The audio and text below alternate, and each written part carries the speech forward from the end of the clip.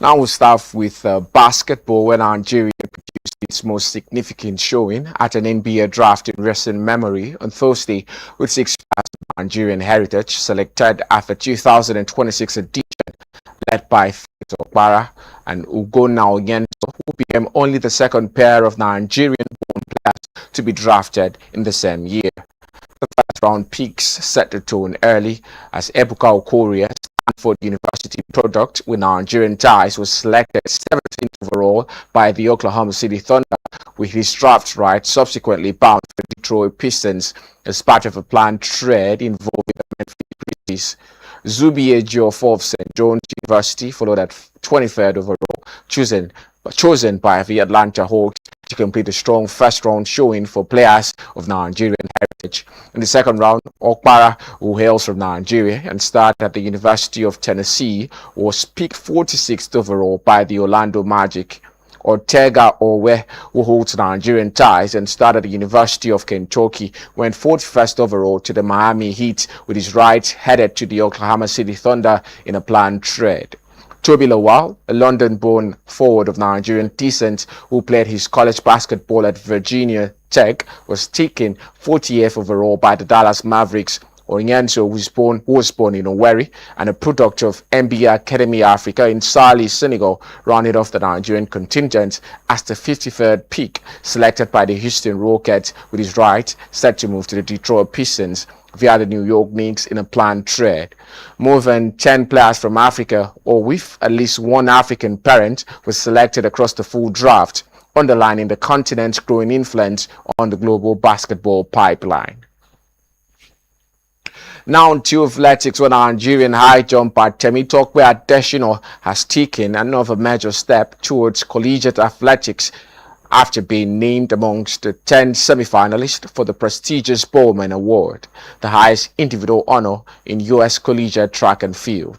The U.S. Track and Field and Cross Country Coaches Association announced the women's semi-finalists on Wednesday, with Adesina joining the star-studded list. Adesina was recently named USTA FCCCA Female Athlete of the Year, earned her place on the shortlist after a flawless collegiate campaign for Texas Tech, where she dominated the high jump throughout the indoor and outdoor seasons. She completed an undefeated year while sweeping the NCAA Division I indoor and outdoor championship titles. The Nigerian star successfully defended her NCAA indoor crown in March, clearing the season best 1.97 meters to claim her second consecutive national title. The mark placed her joint fifth on the all-time collegiate indoor list and reinforced her status as one of the most consistent jumpers in NCAA history. The next stage of the award, which is the announcement of the finalists, will take place on the 29th of June. The eventual winners will be crowned in December during the convention in Grapevine in Texas. Now to tennis, where Jack Draper continued his impressive return to action on the grass court of the Eastbourne Open on Thursday afternoon. The Briton saw off Gabriel Diallo 6-1, 6-4 with an accomplished quarterfinal performance at the ATP 250 event on the English South Coast. Draper, who until Eastbourne had not competed since April due to a knee injury, converted 4 of 9 break points he earned to overwhelm Canada's Diallo. Draper has now defeated all of Marcus Giron, Jack Pennington Jones and Diallo in straight sets in Eastbourne to book his first semi-final appearance of the season. Draper has been supported this week by former world number 1 Andy Murray, who is coaching the lefty across the grass season. Awaiting Draper in the last 4 in Eastbourne will be 6th seed Hugo Humbert, who overcame his fellow Frenchman Quentin Alice 6-3, 6-4. Still in tennis, Naomi Osaka has won 4 Grand Slam singles titles in her career, 2 of the Australian Open and 2 of the US Open. The Japanese star is now 1 step away from reaching her first career grass court final after a dominant stretch sets victory over Katerina Alexandrova at the Bad Homburg Open on Thursday. Alexandrova, who upset Roland Garros champion Miran Riva in the previous round, earned the first break of the match in the 3rd game to take a 2-1 lead in the opening set. Osaka responded emphatically, breaking serve 3 consecutive times to capture the set 6-2 as part of an 8-game winning streak. Osaka maintained her focus and composure throughout the 2nd set, closing out a 6-2, 6-2 victory in just 59 minutes. Now to football, where 2 goals within the first 7 minutes helped to guide the Netherlands to victory over Tunisia as they finished top of Group F. Winning the group set up a tie with Group C runners-up and 2022 semi-finalist Morocco in Monterrey on Tuesday. Ronald Koeman's side were ahead before the clock had reached the 3-minute mark as Tunisia captain Elis Skiri turned the Denzel Dumfries cross into his own net. Sunderland's Brian Brobbey then added second, grabbing his 3rd goal of the tournament when he tapped in from close range after Virgil van Dijk noted the delivery across the face of goal. The Netherlands rarely needed to get out of first gear as they continued to get the better of a lackluster Tunisia, dragging them out of position with ease and carving out chances. But the defensive lapse allowed Tunisia to pull one back in the second half as Manchester City's Tijani Reinders lost track of his man from a corner, allowing Hazim Mastouri to send a header into the bottom corner. Jan-Paul van Heck restored the Dutch 2-goal advantage as he nodded a corner towards goal at the near post, which flicked off a Tunisian defender before going past the goalkeeper. Tunisia finished bottom of Group F with 3 defeats, having conceded 12 goals in the process. And that's all we have on Sport Wrap-Up this morning, but we'll take a quick break, and when we're back, it's going to be a conversation about all the stories we have for you today. Do well to stick around.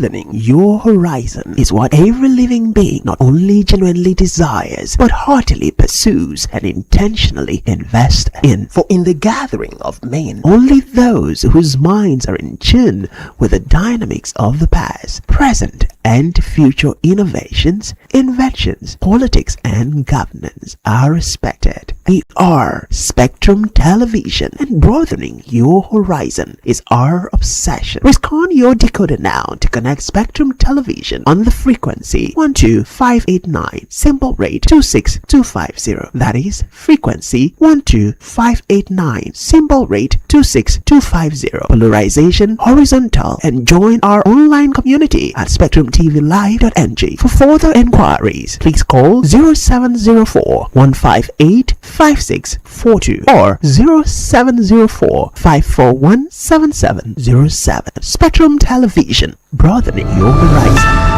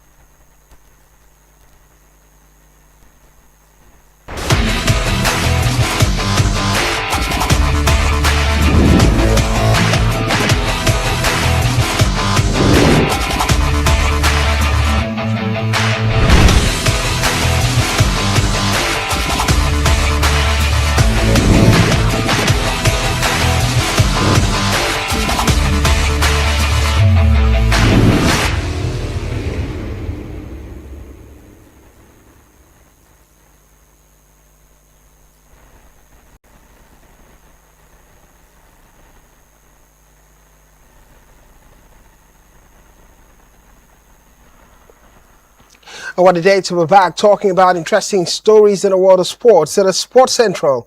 And my name is Blyden Ukem. On Sports Central today, critical talking point centers around the world of the World Cup. The World Cup taking place in Mexico, Canada and United States of America. Some African teams have made it to the next level of the competition, while some have been so terrible, not doing so well, the likes of Tunisia. A quite sad one, sitting bottom of Group F at the end of it, booted out of the competition, conceding 12 goals in the course of the competition. Well, we'll also talk about players from Nigerian descent that are doing well, being drafted into the NBA from the college system. Quite interesting to talk about. We'll look at the world of tennis. And what is happening definitely has to be the Eastbourne Open. The likes of Jack Draper finding their way even into the semi-finals after a struggle most of this year with injury, but it's that conversation regarding the world of tennis in Eastbourne. Similarly, we'll look at the Mallorca Open, attraction taking even further, and Bad Homburg in Germany. A key talking point would be Naomi Osaka, even ready at getting to the final at a grass or court event. It will be a holistic conversation from a Nigeria's point of view in football. A sad fact is that defending champion of the FA Cup have not yet received the money which they won, the prize money they won last year. It would be a holistic conversation. We'll look at the teams that have made it to the next level of the World Cup. Morocco, in that regard, likely facing Netherlands after Netherlands had beaten Tunisia. Well, I'm not alone in the house, as you saw during Sports Wrap-Up. And Funny is here with me, ready for this one, a key talking point. Funny, good morning. Excited to be back. I think I was quite dissatisfied with that story about Quara United not getting their indemnities for the last Federation Cup title they won. We talked about the NSC and the NFF saying we're increasing the prize money for the next season of the NPFL to 1 billion naira. And I'm asking myself, we've got 1 billion naira to splash next season, but last winners of the Federation Cup, which is not even up to half of that, you've not paid. So almost looks as if everything in Nigeria is beginning to look a bit like audio money, like some people would call it. But I just want to hope that in the next few days, because of it's come to the lights now, probably the NSC would get into it, wade into the situation, and make sure it's sorted out.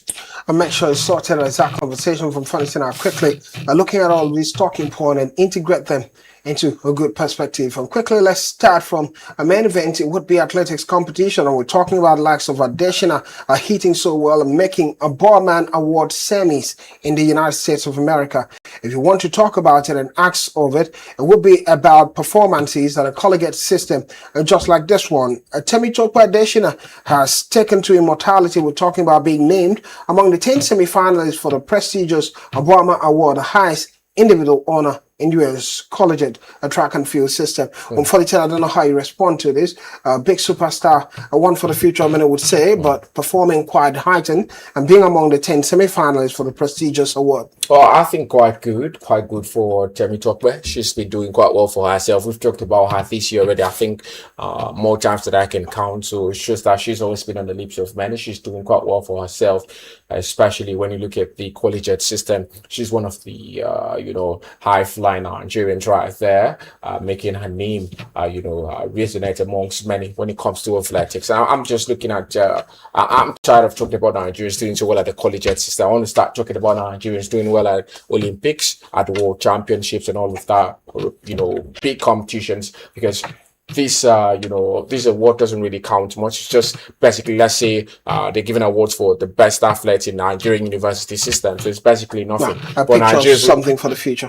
Yeah, that's what I'm saying. So I want to start talking about that, but that's when I would get more happy, because right now she's just basically a young star. It's just like you see on the 17 lads, you're not really get excited about them because not everyone would make it. So I want to see this translate to something even bigger. I want to see Nigerians winning awards, after finishing maybe on the podium at the Olympics, at the World Championships and all of that. I want to see more of that in the future as well. From Fantina, I want to see more of that in the future in terms of not just a collegiate system at age grade competition, but going even further at the national level and win laurels for Nigeria. But she completed an undefeated year, and while sweeping the NCAA Division 1 indoor as well as outdoor championship titles, a Nigerian star successfully defended her NCAA indoor crown in March, clearing season best 1.97 meters to claim her second consecutive title in that direction. That's something to be so interested in and talk about it. Well, despite the fact that Fonitina doesn't like talking about Nigerians at the the collegiate system. But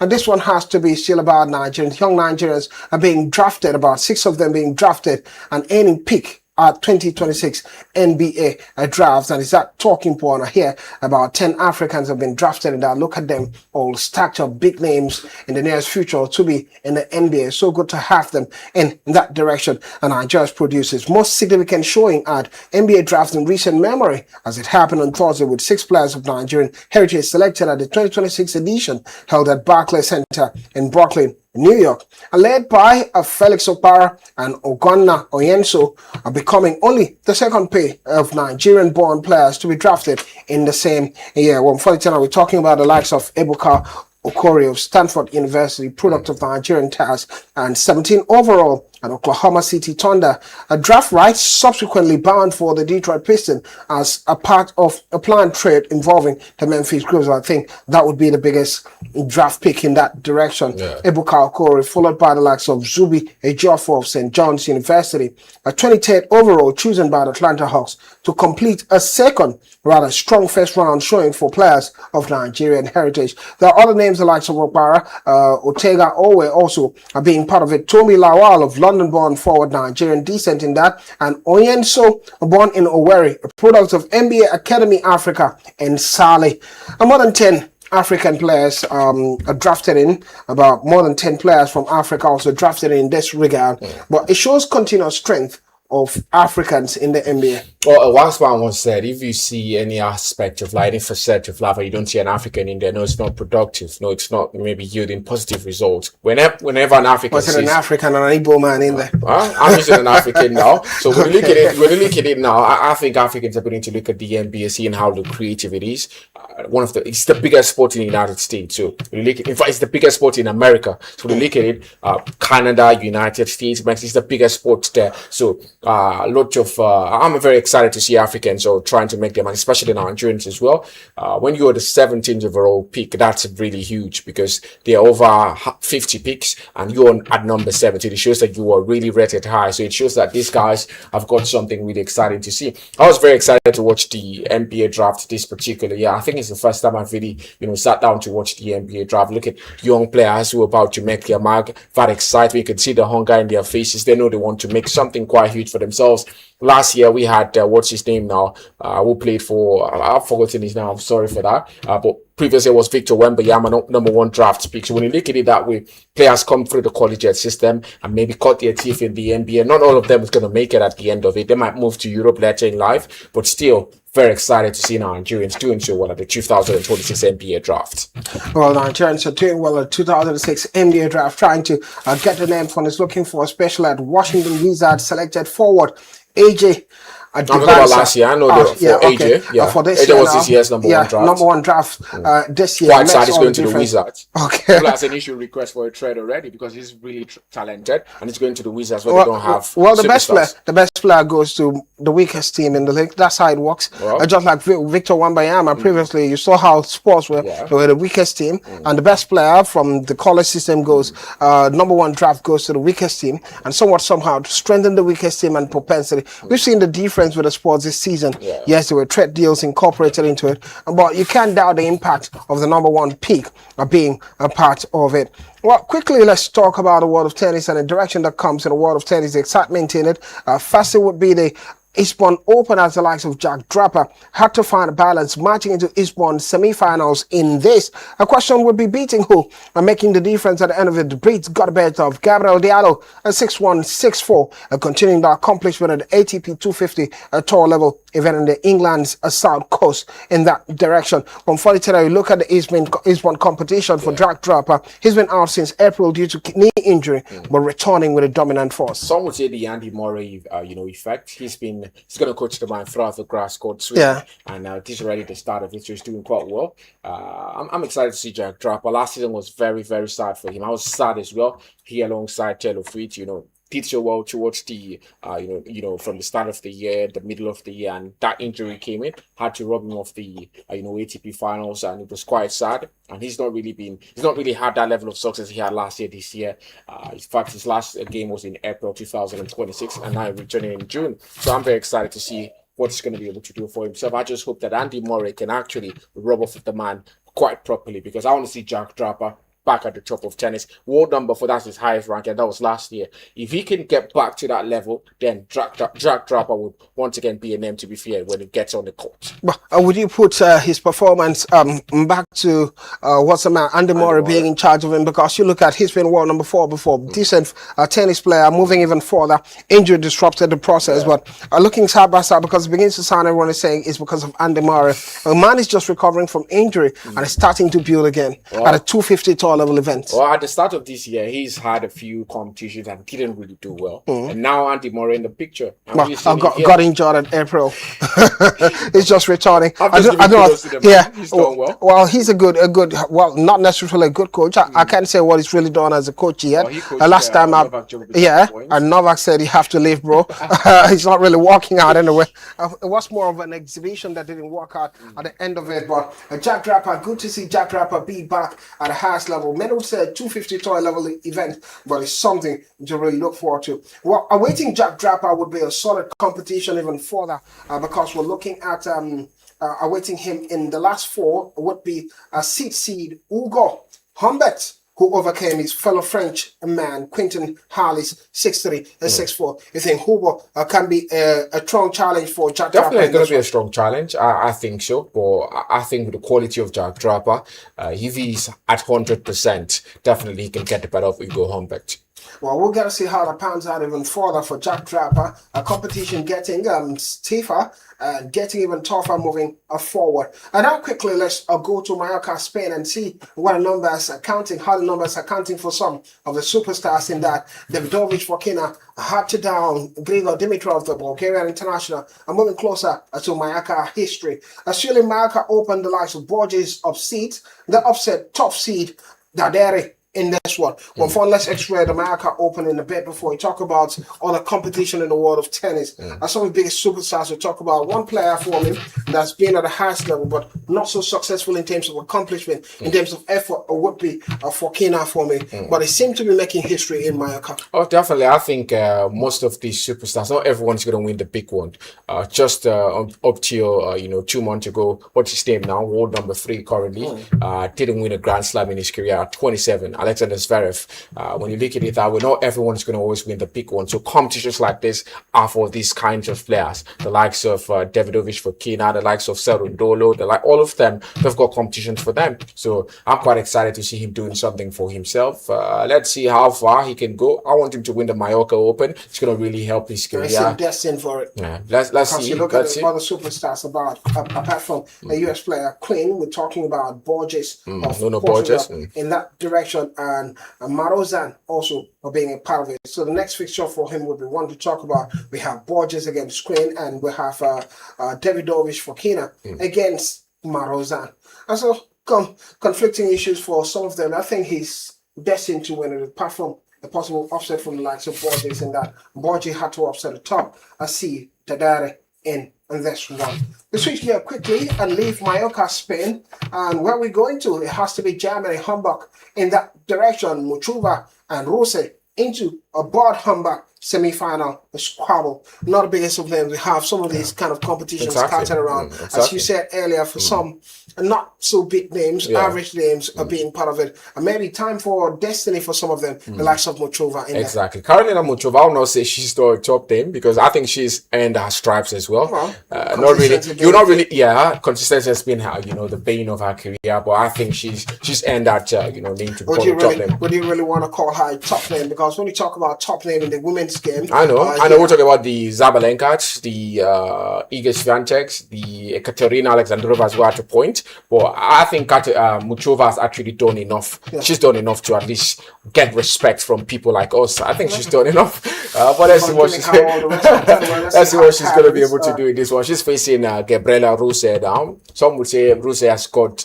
youth on her side. She's got that hunger, but Muchova's got experience. And I think sometimes experience is always enough to get the better of youth, because when you look at what she's been able to do for herself, I think Ruse would be lucky to get the victory over her here. But I want to pitch my tent with Muchova. I want to see her go as far as possible in this particular competition. Fun wants to see where she goes. Even further, talking about Muchova. Muchova is ranked number 11 in the world, so well, you have to give her that respect that she deserves. Talking about being a top name in that direction. Well, let's talk about one player, Andresco.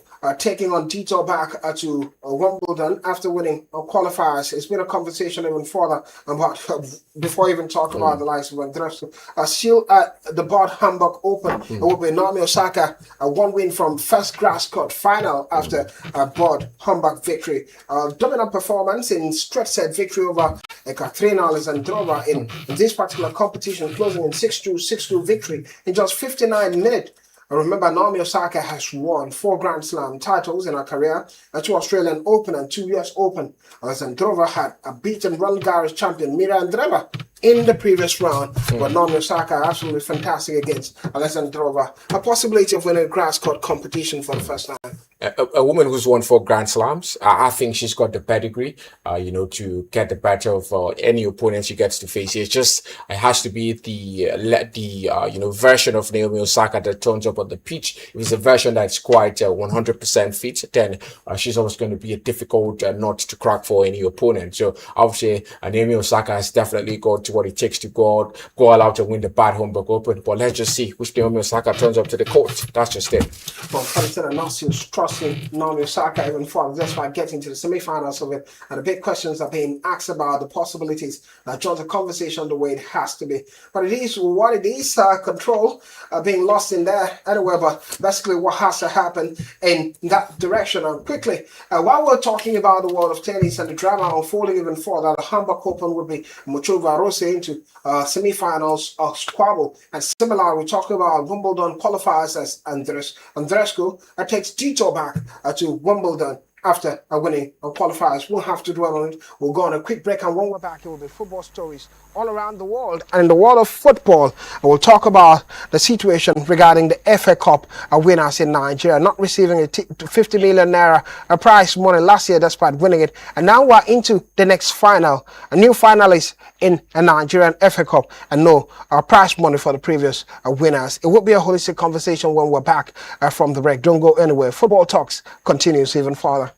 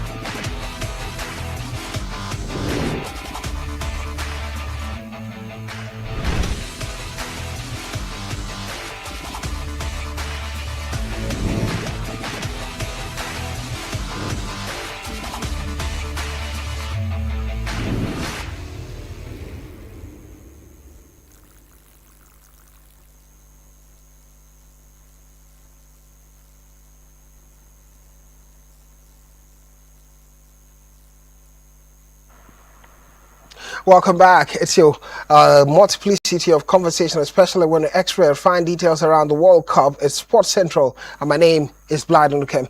Our conversation continues in Sports Central this morning in the world of football. As usual, I say football, here we go.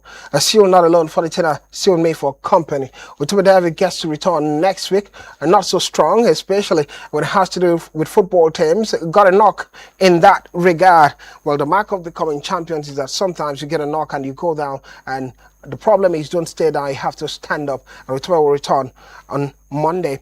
Quickly, in football talking point, we go to Kwara State. We talk about the FA Cup in Nigeria, as Kwara United award prize money as 2026 finalists emerge. Well, Fon had spoken about it at the early part of this conversation, but it's a sad fact we've seen them. The Ikorodu City and El Kanemi Warriors have booked their place in the men's final scheduled July 11 in Asaba. Yet the defending champions, Kwara United, previous champions, you might want to call them that, because Kwara United remain and not just undefeated, but without money as it stands, or defeated, but because they've not gotten the prize money that they won last season. Is that concerned? 50 million naira, a prize money they've not gotten. Quite concerning from a Nigeria's point of view. It's very concerning because now I'm just putting myself in the shoes of the people who are making it to the finals now in Curaçao City, and if you have a team, Academy Warriors. I'm asking myself, would I really have the motivation to go out there and play? I know the previous winner didn't get nothing, and I'm there. What's the assurance that I'm going to get something at the end of it? It's quite sad. I think they don't. Because you have to wait for the previous winners. Exactly, they have to get it first before you start thinking before about yourself. it. And if it continues, it might become a long chain. You could have a backdrop of people waiting, of club sides waiting for the indemnities. It's quite sad. It's very sad. It's very sad. That's why when we talked about it on radio the other day, talking about 1 billion naira, the NS increasing the price money of the MPF. I'm saying, come on, you don't even have to do that. It was 150 million naira before, and we've been having issues paying it. And now you increase it to 1 billion. No one asked you to do that. We could do a lot of things with that money instead of just saying, okay, the winner's going to get 1 billion naira, second place is going to be 800 million, third place is going to be 700 million naira. I'm asking myself, where is this money coming from? Because we know how Nigeria works. They're also saying that the minimum amount for a player in the MPFO should be 2 million naira per month.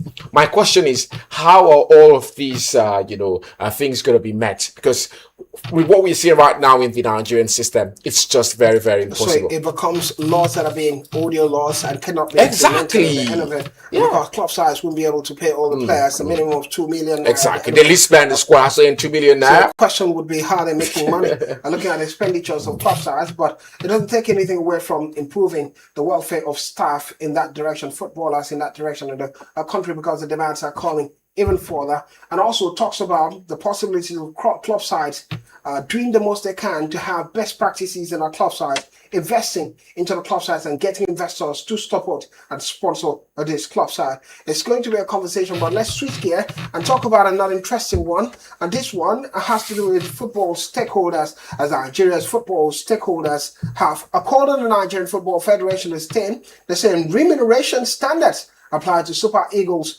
head coach Eric Charles and local coaches who take charge of the national team, following confirmation that the Franco-Malian had agreed a new contract worth $100,000 per month in that direction. Well, the reaction followed confirmation by National Sports Commission Chairman Shehu Diko that terms had been agreed with Charles on a new deal, alongside fresh performance benchmark for the coach and his assistant. Cheryl has also been appointed to oversee the dream team ahead of the Los Angeles 2028 Olympic qualifiers. Well, holistic conversation that will come with this one from the tenor. But first, let's start, before we get to talk about the demands that are coming in there, let's start with a fresh deal for Eric Cheryl, $100,000. Many Nigerians have claimed and said the man is doing a fantastic job, quite deserving, should be given the money. There were others that said, well, he's not done so well, but finally, the NFF and Sports Commission of Commerce clarified, said this man has been given a new contract, $100,000 per month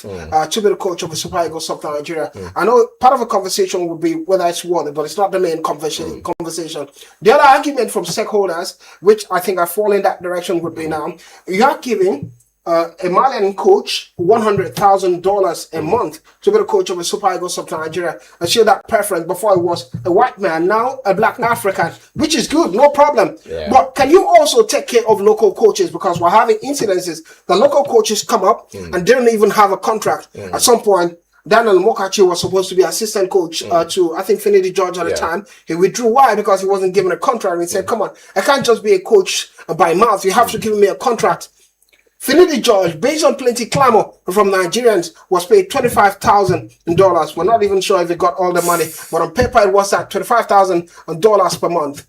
The disparity seems too much. Are these guys a lot better of Nigerian coaches, or we're not valuing Nigerian coaches? Well, first of all, I would say I think it's not just in Nigeria. It's not something that's particular to Nigeria. First of all, Prophet is not respected in his hometown. It's just what it is. So we'd always prefer something that's outside. You cook in your house, but when you go out to an eatery or you go out to a restaurant, you pay more for it. You pay more for it. You respect the food, the way they present it to you. It might not even be as nice as what you have in the house. It's just what it is. So we cannot. I don't think anything can be done about that at this point. Well, first of all, I think stakeholders need to calm down because I think nothing can be done about that. The gap is too much. 100,000 at a Nigerian coach. Sometimes they're begging for $20,000. no, Sometimes they don't get a contract. I think it's the level of the coaches. I cannot compare Finidi George with Eric Sekuchel. Eric Sekuchel before now has coached the team at the Afghan, took a team to the quarterfinals. Mali, his home country, Mali. That's what I'm talking about. What has Finidi George done? Okay, we had Nigerian coaches that did the most. That was back then. What happened to them? No, I'm just saying that was back then. Yeah. You'd have to go as far back as when did we have a Nigerian coach? I think Austin Eguavon was the last coach, and he was like an interim best. He was not a full coach. So you have to go back as 2013, 2014. Yeah, it was then, so it's just what it is. Maybe if we have a Nigerian now, I think a good Nigerian coach right now would earn maybe close to 50,000. Before Eric Chell came to Nigeria, it didn't look that good. Exactly. I think the memory we had was him Sporting at the semi-finals when they lost that game. But he's that good now.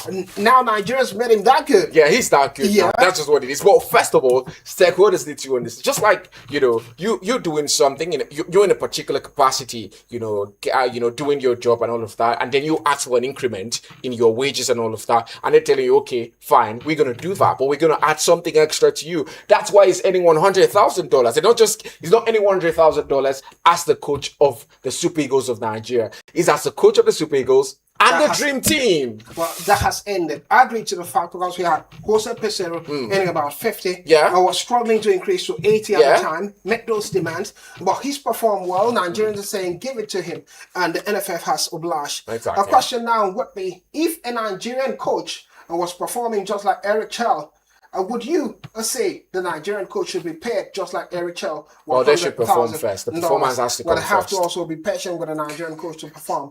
Charity begins at home, they say. Anyway, how would you have a Nigerian coach do so well? You don't give them a chance and be patient, just like you were patient with Eric Chell. That's why not going to a World Cup. Trust me, if a Nigerian coach was in charge and Nigeria ended up not going to that World Cup, playing against Congo, and it was embarrassing. Trust me. It was not embarrassing. We've not had an embarrassing. It was embarrassing in the last 15 games of the Super Eagles of Nigeria. I've not seen an embarrassing performance. I'm going to be very honest. I didn't like Executive, but I have to be very honest. Your honesty, your honesty is questionable. No, the game against Congo. No, I've not watched Nigeria. Except you didn't watch the game. You didn't watch the game against Congo. It was not embarrassing. It wasn't embarrassing. I'm That's talking about Congo. The reason Congo defeated. The reason we were embarrassed. That's just we're defeated on penalty, but Nigeria were on the back foot. Throw up the game. Doesn't matter. It matters in front. Portugal. The reason we're waiting. The reason draw with DR Congo as well. Possibly we went to penalty shootouts and they defeated. Do you know the reason? Do you know the reason DR Congo is that popular is because how they played against Nigeria, and now DR Congo is popular. Everyone is talking about DR Congo, but we move ahead. And moving ahead in this one, it would be straight to the World Cup. The dynamics of the World Cup. Ecuador had to declare holiday after a World Cup win against Germany. So Ecuador will be qualifying to the next round of it. Quite exciting. I'm trying to look for the numbers, where my numbers in this, about basically what it is. Yeah, exactly.